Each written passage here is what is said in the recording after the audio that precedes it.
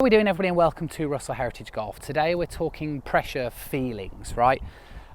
Really important part of the golf swing, and I've talked about it in the past in terms of the sequence of events, and I've talked about how important it is to be able to find a way to put pressure in towards this leg, because if you don't put pressure in towards this leg and you start trying to trigger a rotation, this leg is just going to start flying across with the journey with you. So it means that unless you find a way to put pressure in towards the ground in this trail side, then basically you know, as you start to initiate this downswing, whether you're going to bump or whether you're going to rotate, you're never going to be able to stay in posture because this leg is just going to shoot for you. So it's a really important thing that you start to understand how to get pressure, and it's amazing how many people that I meet that come for lessons that, you know, just can't feel it.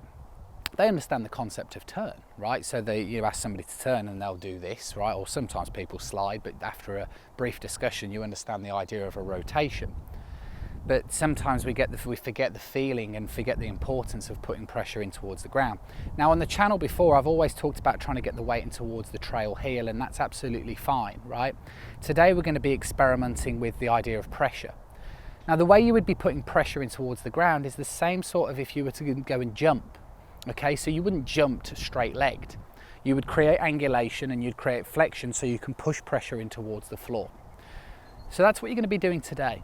I want you to go and experiment with the idea of how much pressure can you put into the ground, and the way you're going to do this is by getting the feeling that you're really flexing that leg, that trail leg in the backswing, so you feel like you're pushing pressure, even if you're pushing pressure in towards the toe. Now, in your golf swing, the reason why the weight wouldn't stay in the toe is due to the rotation element. So for example, if I set up here and I just really push pressure in towards the ground here, and then I trigger a rotation, you can see the way that it would re-establish the heel back on the ground. And for me, that means that ends up my weight would be distributed pretty equally on the outside part of my right foot. Pressure is a massive thing. We see it thanks to a lot of the force plate data, that how different it is relative to amateur professionals, right? Professional golfers use the ground so much better than amateurs. And you use the ground for power, yes, but you also use the ground to stabilize the leg. So it's a really important thing. So the drill that I'd want you to do is just experiment, right? That's what I'm kind of talking about this week on the channel, is just very much at the moment about, you know, not trying to always do. What you need to do in your golf swing is that you have to be able to identify what the root cause of the problem is. And one of the biggest problems for most amateur golfers is that in the backswing you end up kind of drifting forward. And you drift forward because basically you can't get a sense of putting pressure in towards the ground. So therefore what you guys need help with, in my opinion, is just getting a feeling that it's okay to go to the range and just experiment with pushing pressure, even if your heel lifts and you're pushing pressure in towards the toe, because very quickly your brain will start to get a feeling of how to trigger a rotation, but also how to push pressure in towards the floor. Now, when you hit a ball, what will happen is that because of the friction that's created underneath the foot to the ground, that kind of creates that horizontal force, so it will kind of stop your foot from completely spinning out. But I also want you to feel like your toes are trying to grip in towards the ground, and you're allowing this leg to increase its angulation to push into the floor. And then once you start to do that, you'll start to get a much stronger sense of how to load in the backswing position, like I said, even if you're exaggerating it.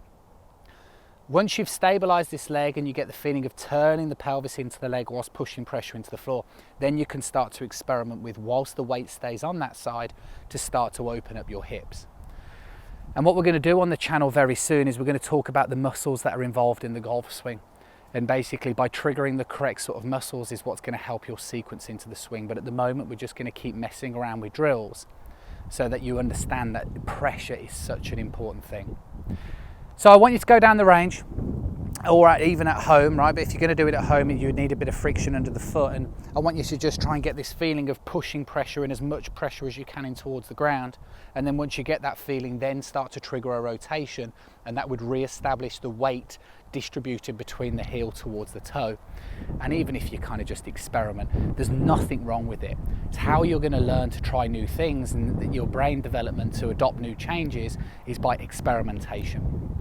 So hopefully you enjoy the video. Pressure is a massive thing, so start experimenting with finding ways of increasing pressure in towards the ground. Always appreciate a thumbs up. Remember, it's also free to press that subscribe button. If you're going to do it, press the bell icon, because you know you'll receive notifications every time a new video comes out. Put pressure, in towards the ground, and I'll catch up with you guys again soon.